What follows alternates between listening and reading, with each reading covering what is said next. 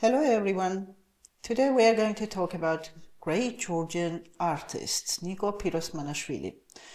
His name is celebrated in Georgia so especially and so with such a dedication, like a phenomena rather than just a great artist. The reason for that has many aspects through which we shall go through during the session today. Can we put the first slide, please? Until now, we talked about medieval Georgian culture, and to be fair, until the 19th century, Georgian art remained fairly medieval. And Pirosmani, who you see, it's his portrait, photograph.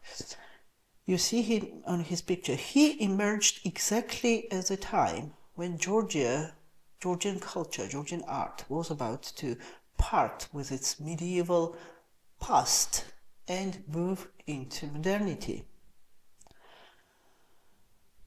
If you talk to Georgians, they will probably tell you most Georgians admire him, and they always remember that he was unappreciated during his lifetime and that his fame came only posthumously after he died. Also, they will tell you that he was very poor, and they probably will tell you lots of legends about him, including that he loved this actress Margarita and sold his shop for her sake and stayed poor. There are some truth in those narratives. However, lots of things in Pirosmani's biography still remain debatable, including the date of his life and death, and also the place of his burial. Can we move on to the next slide, please? Now, this is his portrait. Pirosmani was born in, this is his self-portrait, not just a portrait, sorry. It's painted by him. Pirosmani was born in 1862. And as I told you, the exact date is still unknown. This is kind of conventionally that we believe in. He was born in Mirzani, which is in Kakheti, in the eastern Georgia. At the age of 8 or 10, he became orphaned. He lost his both parents, and it is believed that a wealthy family in Tbilisi adopted him and raised him, and he stayed with them until the age of 25. After that, he decided to live independently. He never hesitated to do any kind of work, including from housekeeping to being a train conductor or whitewashing people's houses in white color if they wanted to, or doing all kinds of work. But what he liked most was painting, and he painted for pubs, shops. He painted signboards. That was he was famous for. The interesting thing is that in those days in Tbilisi, can we move on to the third slide, please?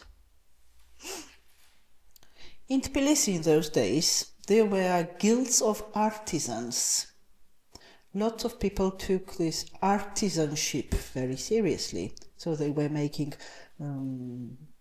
clay pots, clay pottery, or different kinds of things. There were artists too, very famous artists that we are going to talk about later.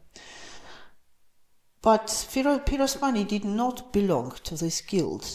He was standing apart. He was doing his work on his own. He was known as a self-taught artist, for which reason even today he's often called primitivist painter or naive style painter, or he has different kind of labels that people want to put him in. Can we move on to the next slide, please? So, speaking of this style, it's very interesting. It has been perplexing for many, many years. Now, you see in this picture, you see his art exhibition abroad. And people are standing and looking at this and probably wondering whether this kind of painting belongs to primitivist sphere or something more serious. After Pirosmanashvili was died, his fame first came in Europe. French artists decided that he was a naive style painter but admired his painting a lot. Later, many avant-garde painters thought that Pirosmanashvili is not a primitivist or naive style painter, but on the contrary, he's ahead of his time a lot.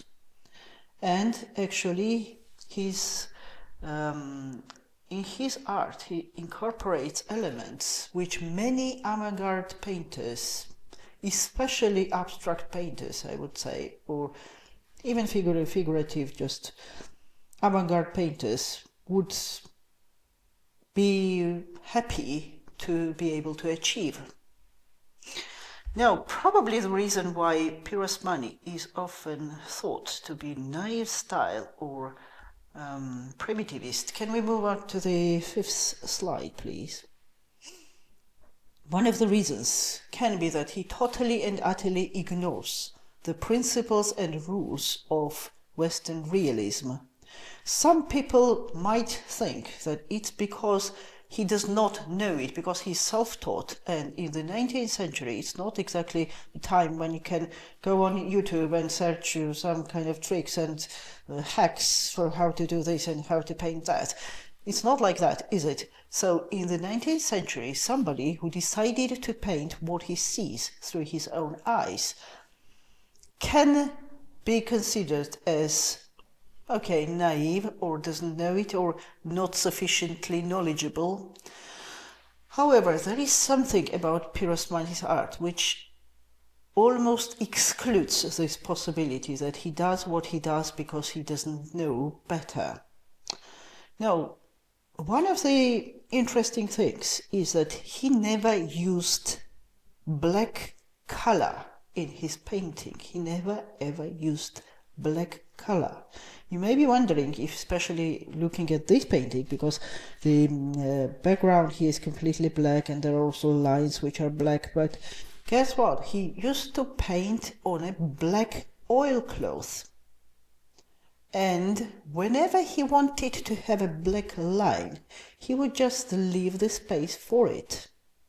Or sometimes this black is a shadow which goes behind. Sometimes this black is a background which just stays behind. Sometimes this shadow may be, with this black background, may be somebody's hair.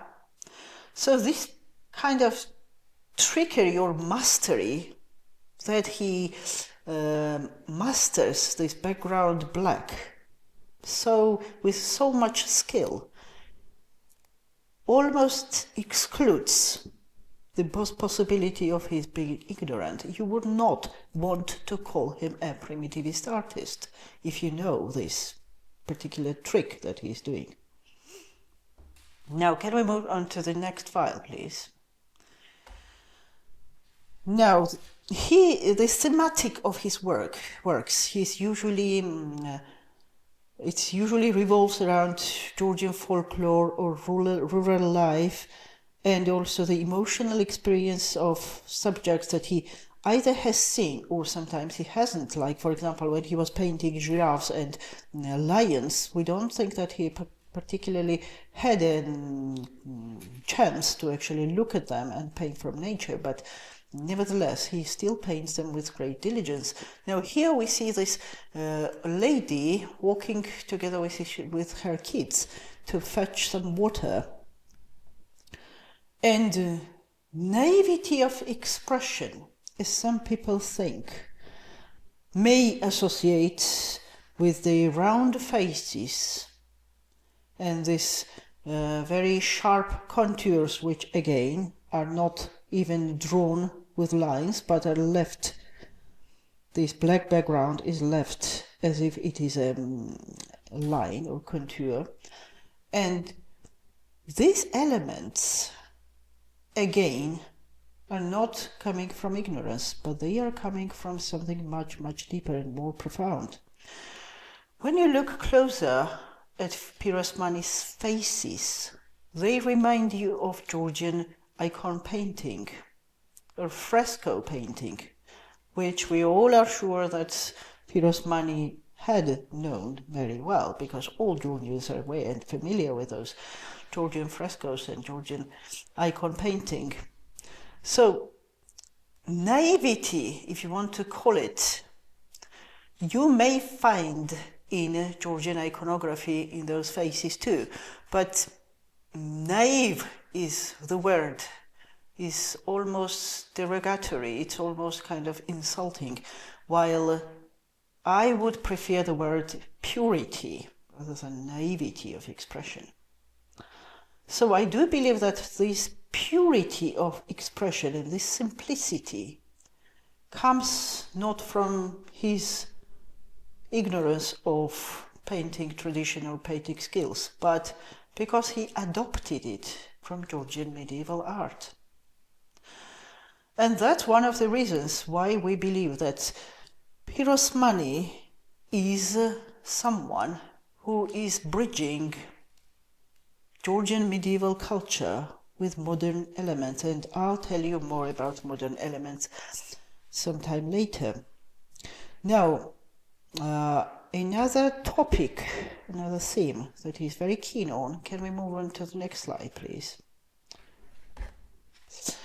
He's very, very keen on depicting feast scenes of people sitting around feast tables and toasting with these horns, these drinking vessels. And yes, there is a lot of simplicity there. This Georgian shoti bread are put there, and there is no shadow, no, again, you know, it's very, very simple, the way he depicts them. But again, if you look and if you think about his use of this black color, just look at the clothes, how is he managing to depict the volume, the shape of human figure. There may be just one white line going somewhere, and it's a hand, you know, that it's a, or it's a boot, or it's this pig's, some kind of drinking container again, made of pig in front. And if we think about his use of simplicity, is it primitivist or is it minimalist? That can also be debatable. I mean, what is there that he's not doing that contradicts the Western principles? You may say that there is a lack of shadow, for example, around these breads. But then you may also say that maybe light is drawn in such a way that the shadow is behind the bread, which you can't see, because you can see something else's shadow at the next place.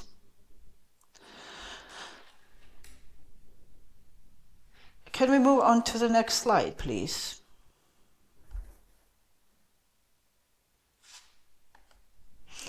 Pirosmani was very, very, very famous for his love for animals. Now I put this lion first because I was still taken with this use of black color, and I wanted you to show his way of expressing the body of the lion and as well as the hair, which is quite expressive and quite realistic in a way. You wouldn't say that it's all flat and there is no experience of depth. Well, even though he puts the four legs of the animals on the same level, which implies to the flat surface instead of referring to space and depth. However, these 4 legs standing on the same level, first of all, there is an incredible sense of rhythm. And the other thing is that it creates an amazing sense of stability and monumentality. It almost stands like a monument, like a sculpture. Can we move on to the next slide, please? This deer is almost like has an iconic importance for Georgians. You can actually see this all over the place when you come to Georgia, which kind of almost kitschicizes Pirosman's art, if you ask me, because when something goes on everything, t-shirts and caps and bottles, everywhere you can see this deer, which kind of simplifies its real meaning and real nature. Now, if you ask me what's special about this deer, is the expression of the deer's face. I hope you would not consider it as blasphemy if I say this, but there is something iconic about this deer. Again, this say naive or pure expression which is coming from the eyes, and also the faces of Pirosman's animals are so personified. You may actually look at them and feel like you're looking at somebody who looks awfully familiar to you. They are so individualized. They are almost persons, depicted as portraits. Can we go to the next one? Another animal, giraffe. I can tell you the same thing about it. Again, very personified and very individualized. And the thing is that we are sure that Pirosmani probably has never seen giraffes or camels or even maybe a deer. Well, deer could be, because in Kakheti they do have deers, wild animals. But giraffe, I wouldn't have thought so. And again, the use of this black color, which is quite amazing, especially here, where you have this lot of dots, and it must have been quite a work. And again, the grace and elegance of this animal is supported, or let's say kind of almost empowered by the way he puts his legs again on the same level, whether it's because of ignorance or because of his intuitional desire to make it stand firm and stable and look monumental. We don't know, but maybe both in some ways. Can we move on to the next one, please? This is actress Margarita. She was a French actress. There is a legend that Pirosmani was so taken by her when she arrived to Georgia on her tour, that he sold all his possessions. That's a legend. And stayed completely and utterly, well, because he bought 1 million roses, which they carried on 5 carriages. And because of that, they say that he stayed absolutely and utterly and completely poor after that. Again, we don't know whether this story is true or it's just a nice story made up by somebody.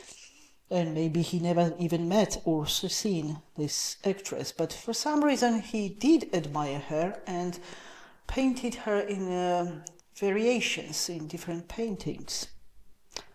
So if you look at this woman, you may think that there is nothing special about her, and she doesn't even look beautiful to the people who are following the modern taste, especially. However, again, I would say that this rounder face, which is very typical for Georgian painting, medieval painting, it is again imbued from Georgian iconography. That's where it comes from.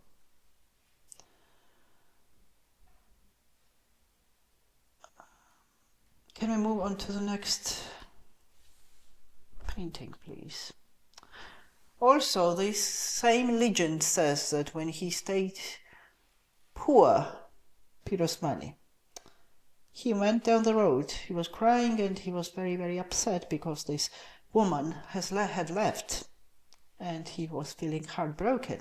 And suddenly this janitor, the man who was just sweeping the streets, he came over and asked him how he was and just gave him a friendly ear, just sat next to him and decided to listen to his story. And Pirosmani told him about this, what happened to him, and so this man decided to shelter him. So the rest of his life, Pirosmani stayed with this man who provided for him, gave him food, looked after him. But that's again another legend about Pirosmani. So as a sign of his gratitude, he decided to paint him. Well, they say that he was very, very happy, this man, when he saw his likeness painted. He was over the moon and he believed that it looked just like him. So that's another one which depicts this kind of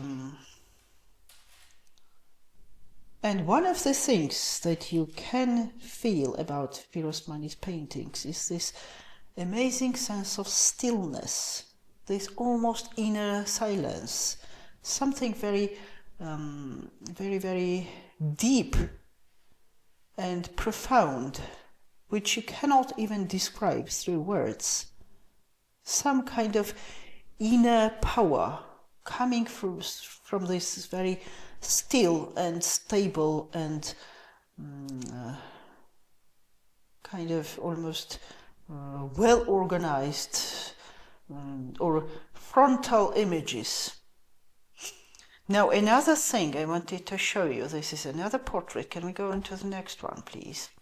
Again, I am always, can't help looking at these boots every time I look at this painting because these boots are described with such a sense of realism, and what is exactly there? Just one single line going down and then making this movement, zigzag kind of movement, nothing else almost.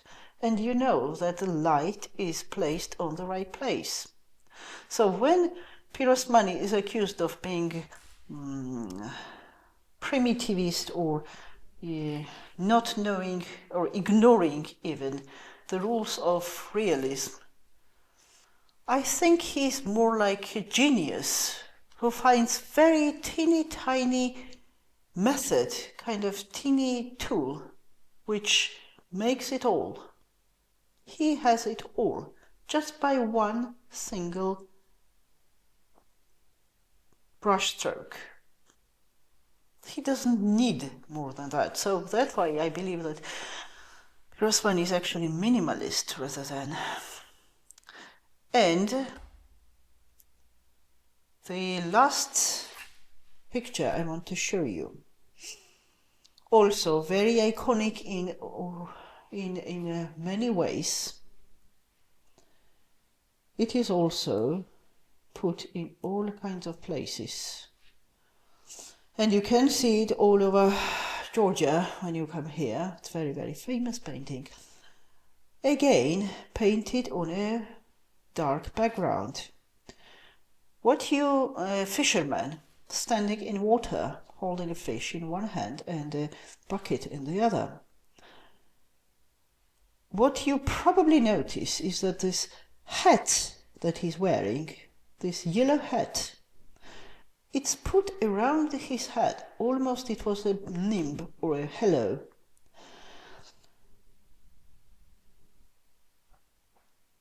And this is also an influence of Georgian iconography, medieval Georgian iconography. Now, speaking of these white lines on the on the dark background, here not just white lines, but even these plants are just very, very minimalist, just very few brushstrokes make the impression of very, very floral environment behind him. And also the figure, the volume is shaped very well with just simple few brushstrokes again. The color is very, very, very important here. This red color and the yellow. I would say that the way he puts the color on top of this dark background, it even reminds me of Rothko's painting sometimes. And this vibration of the color, the color which is behind and the one which is on top of it, it creates a sense of liveliness.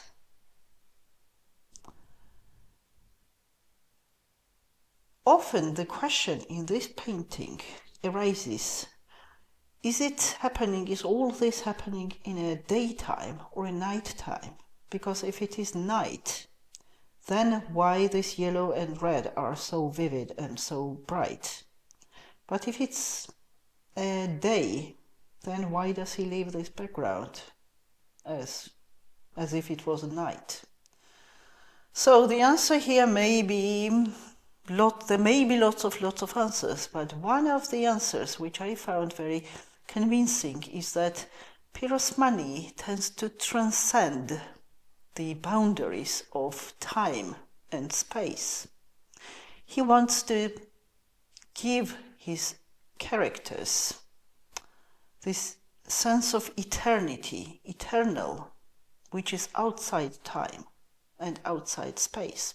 So his generalization does not stand for ignorance. I mean, it's not coming from ignorance, but it's coming from his desire to make something similar to what iconography does, but in a secular space, in a secular realm. So Pirosmani basically is a prophet, if you ask me, standing at the crossroads of the Georgia's past and future.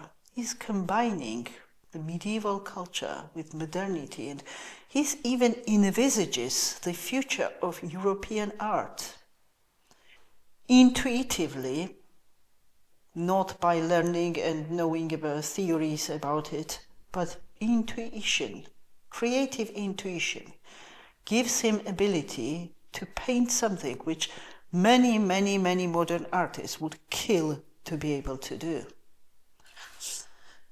So this is how he becomes a bridge between medieval Georgian culture and the future of European avant-garde.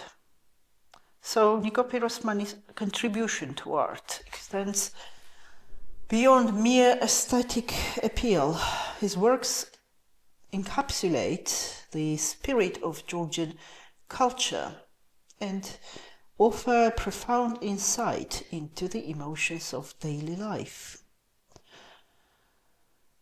Through his unique style, evocative themes, and commitment to depicting the essence of his surroundings, Pirosmani has solidified his legacy as a pivotal figure in Georgian art history. He remains a special phenomenon in Georgian culture, and his name passed beyond Georgia, and he has become quite famous in many other parts of the world. Like, for example, somebody told me today that he's very big and very famous in Japan, which does not surprise me, because when you think of Japanese paintings, I think Japanese can truly and really authentically appreciate his minimalist style. So I wanted to talk to you about this great master today who cannot be avoided. You can't avoid talking about Pirosmani if you want to talk about modern Georgian painting.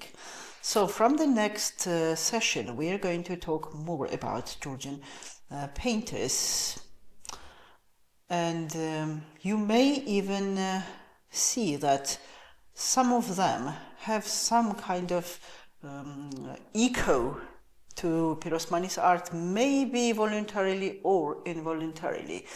But nevertheless, we meet next week again. And if you liked today's session, please don't forget to press the like button and subscribe to my channel. Thank you very, very much for watching. Goodbye.